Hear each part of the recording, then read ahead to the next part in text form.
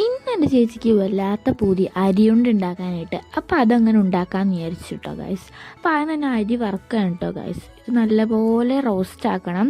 അപ്പോൾ ആദ്യം തന്നെ അത് അത്രയും റോസ്റ്റ് ആക്കിയിട്ടുണ്ട് കേട്ടോ. ഇത്രയും പോരാന്ന് അപ്പോൾ അച്ഛമ്മയാണ് പറഞ്ഞത്. അപ്പോൾ അത് ചെയ്തിട്ടുണ്ടായിരുന്നു. മാക്സിമം ഇത്രയെങ്കിലും റോസ്റ്റ് ആക്കണമെന്ന് പറഞ്ഞു. അപ്പോൾ അത് ചെയ്തിട്ടുണ്ടായിരുന്നു.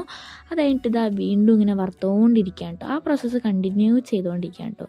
സൈഡിലായിട്ട് അച്ഛൻ ശർക്കര ചതച്ച് ഹെൽപ്പ് ചെയ്യുന്നുണ്ട് കേട്ടോ. ഞാൻ പിന്നെ ഹെൽപ്പ് ചെയ്യണമെന്ന് ചോദിക്കൊന്നും വേണ്ട വന്നില്ല കേട്ടോ. അതിന് മുമ്പേ പറഞ്ഞു വേണ്ട, അവിടെ ഇരുന്നാൽ മതിയെന്ന്.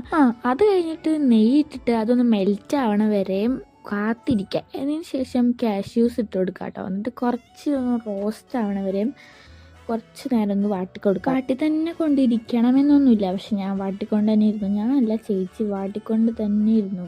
അത് കഴിഞ്ഞിട്ട് അതൊന്ന് വറുത്ത് കോരി മാറ്റി കൊടുക്കുക. അത് കഴിഞ്ഞിട്ട് പാത്രത്തേക്ക് കുറച്ചും കൂടെ നെയ്യ് ഒഴിച്ചു കൊടുത്തിട്ട് നമ്മുടെ എന്താ പറയുക തേങ്ങ ചിരകിയതിട്ട് കൊടുക്കുക. ഈ സംഭവം വേണ്ട കേട്ടോ, അത് നമുക്ക് അരയ്ക്കാനുള്ളതാണ്. അപ്പോൾ നമ്മൾ കുറച്ച് ഇതിട്ട് കൊടുക്കുക, കുറച്ചല്ല ഉള്ളതൊക്കെ ഇട്ട് കൊടുക്കാം. എന്നിട്ട് അത് ജസ്റ്റ് ഒന്ന് വറുത്ത് കോരി എടുക്കുക. ഭയങ്കരമായിട്ട് വറുക്കണ്ട, ജസ്റ്റ് ഒന്ന് വാട്ടിയിട്ട് മാറ്റി വെക്കാം കേട്ടോ. നെയ്യും തേങ്ങ നല്ല ടേസ്റ്റാണ് കേട്ടോ. അത് കഴിഞ്ഞിട്ട് അച്ഛമ്മ ശർക്കര എന്താ പറയുക ലായനിയാക്കാൻ പോവാണ്. അപ്പോൾ അത് തന്നെ ശർക്കര ഇട്ട് കൊടുത്തു. എന്നിട്ട് വീണ്ടും ചതച്ചൊക്കെ ഇട്ട് കൊടുത്തു കേട്ടോ. എന്നാലേ നമുക്ക് പെട്ടെന്ന് ലായനിയാക്കി കിട്ടുള്ളൂ. വെള്ളം ഒഴിച്ചു കൊടുക്കാൻ മറക്കരുത്. ഞങ്ങൾ ആദ്യം വെള്ളം ഒഴിച്ചിട്ടുണ്ടായിരുന്നില്ല, പിന്നെയാണ് ഓർമ്മ വന്നത് കേട്ടോ. പിന്നെ ഈ അരി മിക്സിയിലിട്ട് പൊടിയാക്കണം. കൂടെ തന്നെ മറ്റേ തേങ്ങയുടെ ആ സംഭവം കൂടെ ഇട്ട് അടിച്ചു കൊടുക്കണം.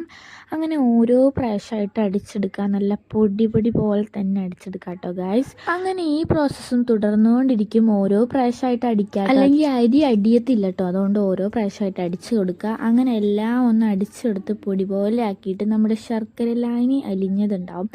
അത് നല്ലപോലെ കട്ടൊക്കെ ഉണ്ടോ എന്ന് നോക്കിയിട്ട് നല്ലപോലെ തിളപ്പിച്ചിട്ട് അതിലോട്ടേക്ക് ഇതൊക്കെ ആഡ് ചെയ്ത് കൊടുക്കണം. അതുകൊണ്ട് നല്ലപോലെ ലായനിയാക്കി കൊടുക്കുക കേട്ടോ. നല്ലപോലെ തിളയ്ക്കുമ്പോൾ നമുക്ക് ഈ നമ്മുടെ റോസ്റ്റ് ചെയ്ത് വെച്ച നാളികേരം ഇട്ട് കൊടുക്കണം. അത് ഇട്ട് കൊടുത്തിട്ട് നല്ലപോലെ മിക്സായി കൊടുക്കുക. നല്ലപോലെ മിക്സായി കഴിഞ്ഞിട്ട് ചൂടാറാൻ വയ്ക്കുക. അങ്ങനെ നല്ലപോലെ ചൂടാറിയതിന് ശേഷം നമ്മുടെ ആ പൊടിച്ച അരി ഒന്ന് മിക്സ് ചെയ്ത് കൊടുക്കുക കേട്ടോ ഈ ശർക്കര ലായനിയിലോട്ടേക്ക്.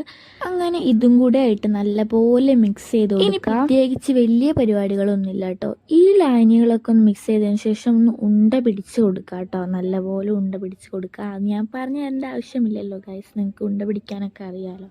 ആകെ എനിക്ക് ചെയ്യാൻ താല്പര്യം ഉണ്ടായിരുന്ന കാര്യം ഈ ഉണ്ട പിടിക്കാന്നുള്ള കാര്യമാണ്. അങ്ങനെ ഞാനും ഉണ്ട പിടിച്ചിട്ടുണ്ടായിരുന്നു. അത് കഴിഞ്ഞിട്ട് പൊടിയിലൊന്ന് മിക്സ് ചെയ്ത് കൊടുക്കുക കേട്ടോ. ഞങ്ങൾ കുറച്ച് ഉണ്ടാക്കിയിട്ടുണ്ട്. അപ്പോൾ എല്ലാവരും വീട്ടിൽ ട്രൈ ചെയ്തൊക്കെ മറക്കരുതട്ടോ. അടിപൊളിയായിരുന്നു. ഞങ്ങളുടെ പെട്ടെന്ന് തീർന്നിട്ടുണ്ടായിരുന്നു. അപ്പോൾ ലൈക്കും സബ്സ്ക്രൈബും ഷെയർ ചെയ്ത് സപ്പോർട്ട് ചെയ്യാൻ മറക്കല്ല കേട്ടോ ഗൈസ്. അപ്പോൾ ബൈ.